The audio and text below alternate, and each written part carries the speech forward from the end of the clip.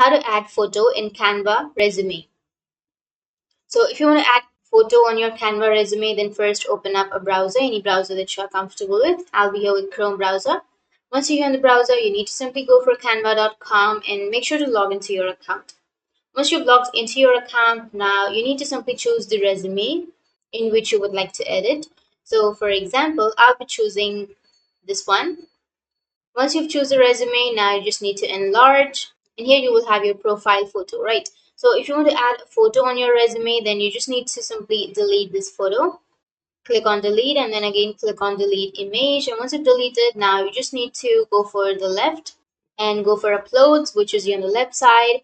And under your uploads here, you will have all of the images from your laptop or your PC, or you can simply click on upload files, and from here you can choose all of your files. So for example, I'll be choosing one from my downloads. Once you choose your file, now that will come up right here. So what you need to do is simply wait for it to load.